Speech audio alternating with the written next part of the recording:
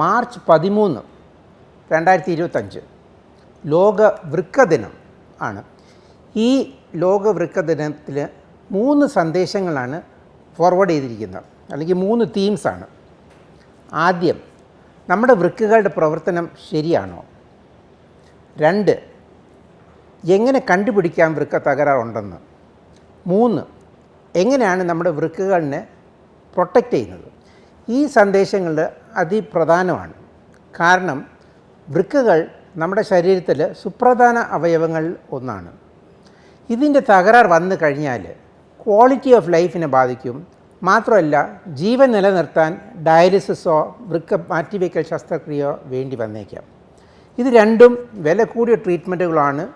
അതുകൊണ്ട് നേരത്തെ തന്നെ വൃക്ക ഡാമേജ് വരുന്നത് കണ്ടുപിടിച്ചിട്ട് ചികിത്സിച്ച് വൃക്ക തകരാർ വരാതിരിക്കാനുള്ള മാർഗങ്ങൾ എടുക്കുന്നതാണ് ഏറ്റവും ഉചിതം. വൃക്ക തകരാർ നമ്മൾ എങ്ങനെ മനസ്സിലാക്കും? ഇതിനൊരു പ്രധാന പ്രശ്നമുണ്ട്. ഒരു 75 മുതൽ 80% തകരാർ വന്ന ശേഷമേ രോഗലക്ഷണങ്ങൾ കാണത്തുള്ളൂ. അതിനായി വൃക്ക പ്രശ്നങ്ങൾ ആദ്യഘട്ടത്തിൽ കണ്ടുപിടിക്കാൻ പല പരിശോധനകൾ വേണ്ടി വന്നേക്കാം. അപ്പോൾ ആരൊക്കെയാണ് നമ്മൾ ഈ വൃക്ക പരിശോധന ചെയ്യേണ്ടത്? ചിലവരിൽ നമുക്ക് വൃക്ക പ്രശ്നം വരാനുള്ള സാധ്യതകൾ കൂടുതലാണ്, പ്രത്യേകിച്ച് പ്രമേഹ രോഗികൾക്ക്. ഇപ്പം പ്രമേഹ രോഗികൾക്ക് ഒരു 40% ആളുകൾക്ക് ഭാവിയിൽ വൃക്ക പ്രശ്നങ്ങൾ വരാം. അതുകൊണ്ട് രക്തസമ്മർദ്ദം ഉള്ളവർ നേരത്തെ തന്നെ ഷുഗർ നന്നായിട്ട് കൺട്രോൾ ചെയ്യുക, ബ്ലഡ് പ്രഷർ കൺട്രോൾ ചെയ്യുക. എന്നിട്ട് വൃക്ക ഡാമേജ് വരുന്നതിൻ്റെ ടെസ്റ്റുകൾ നമ്മൾ നേരത്തെ തന്നെ ചെയ്ത് അത് കണ്ടുപിടിക്കുകയാണെങ്കിൽ, ചികിത്സിക്കുകയാണെങ്കിൽ അത് വൃക്ക ഭാവിയിൽ തകരാർ വരാതിരിക്കാൻ നമുക്ക് പ്രയോജനപ്പെടുത്തും.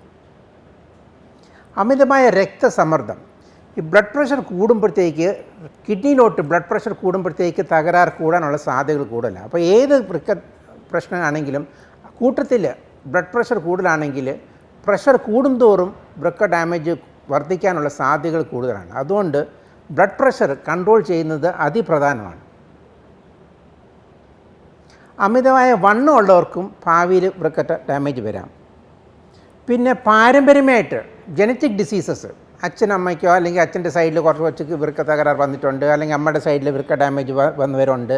അങ്ങനെയാണെങ്കിൽ നമുക്കും ഒരു റിസ്ക് ഉണ്ട് ഭാവിയിൽ വൃക്ക ഡാമേജ് വരാൻ. അത് ഇങ്ങനത്തെ ആളുകൾക്ക് നമുക്ക് നേരത്തെ തന്നെ പരിശോധിക്കുന്നത് നല്ലതായിരിക്കും. കൊച്ചിലെ മൂത്രശ്രയയിൽ അണുബാധ വന്നിട്ടുണ്ട്, യൂറിനറി ട്രാക്ട് ഇൻഫെക്ഷൻ, അല്ലെങ്കിൽ ചിലതരം ഗ്ലോമറുലർ നെഫ്രൈറ്റിസ്, മൂത്രത്തിൽ രക്തമയോ മൂത്രത്തിൽ പ്രോട്ടീൻ്റെ അംശം കൂടുതലോ, കാല് നീരോ, അങ്ങനെ സിസ്റ്റമിക് ലൂപ്പസ് എരിത്തമെറ്റോസ് എന്ന് പറഞ്ഞൊരു അസുഖങ്ങളുള്ളവർക്കൊക്കെ കൊച്ചിലെ കുട്ടികളുടെ കാലത്തൊക്കെ വന്നിട്ടുണ്ടെങ്കിലും അവർക്ക് പ്രായം കഴിയുമ്പോഴത്തേക്കും അവർക്കും വൃക്ക ഡാമേജ് വരാനുള്ള സാധ്യതകൾ കൂടുതലാണ്.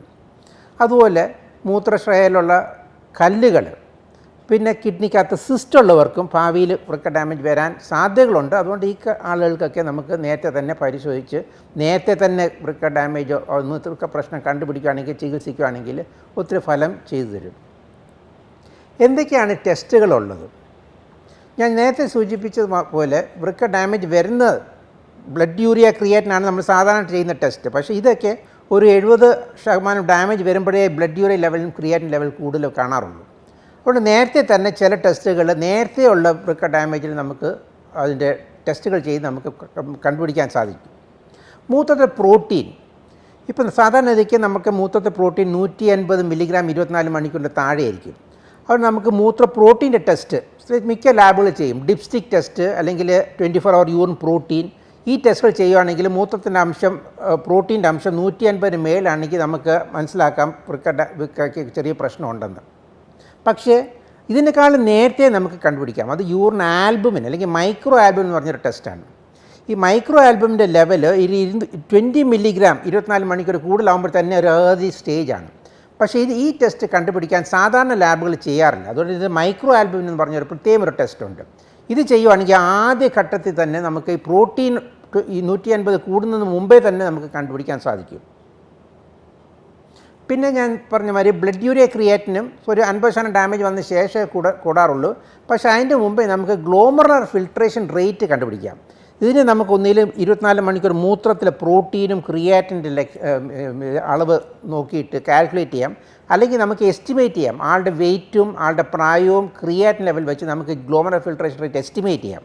അപ്പോൾ സാധാരണ ഇതിക്ക് നമ്മുടെ ഗ്ലോമറൽ ഫിൽട്രേഷൻ റേറ്റ് 80 മില്ലിയുടെ മേളിലായിരിക്കും ഓരോ മിനിറ്റിൽ.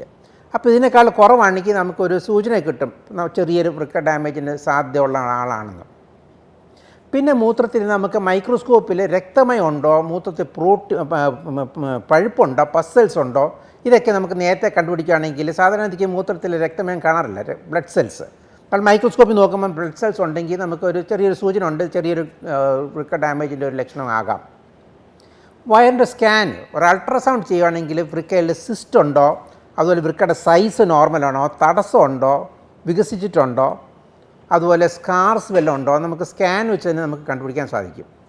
അതുപോലെ തന്നെ ചിലപ്പോൾ നമുക്ക് കിഡ്നി ബയോപ്സി ടെസ്റ്റ് ചിലപ്പോൾ ചെയ്യേണ്ടി വരും. മൂത്രത്തിൽ രക്തമയം ഉണ്ടെങ്കിൽ, മൂത്രത്തിൽ പഴുപ്പുണ്ടെങ്കിൽ നമുക്ക് ഒരു കിഡ്നി ബയോപ്സി ടെസ്റ്റ് ചെയ്താൽ നമുക്ക് അതിനകത്ത് ഗ്ലോമറുലാർ ചേഞ്ച് വല്ലതും ഉണ്ടോ, അതിൻ്റെ അകത്ത് ചികിത്സ കൊടുക്കാമെങ്കിൽ വൃക്ക ഡാമേജ് നമുക്ക് മാറ്റാൻ സാധിച്ചേക്കും.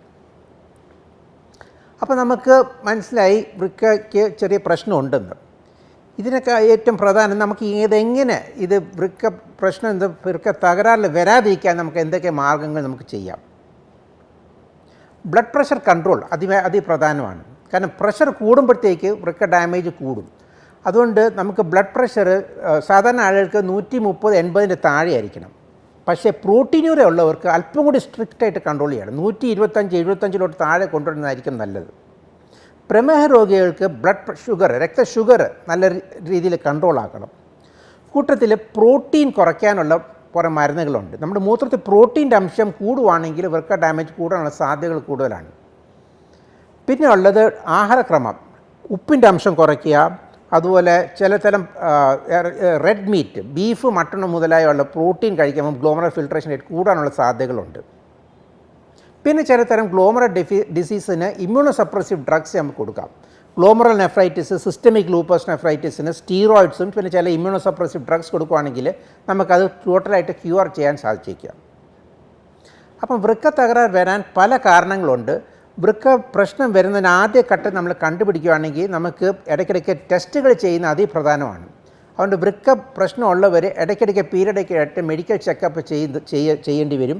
അതുപോലെ ഇടയ്ക്കിടയ്ക്ക് ടെസ്റ്റ് ചെയ്യിച്ച് മൂത്രത്തിൽ പ്രോട്ടീൻ്റെ അംശം കുറയുന്നുണ്ടോ, അതുപോലെ ബ്ലഡ് പ്രഷർ കൺട്രോളാണോ, ഡയബറ്റീസ് ആളുകൾക്ക് രക്തഷുഗർ കൺട്രോളാണോ, ഇതൊക്കെ ടെസ്റ്റ് ചെയ്യുന്നത് വളരെ പ്രധാനമാണ്. ഇത് ചെയ്താൽ വൃക്ക ഭാവിയിൽ ഡാമേജ് വരാതിരിക്കാൻ ഒത്തിരി ഫലം ചെയ്തേക്കും.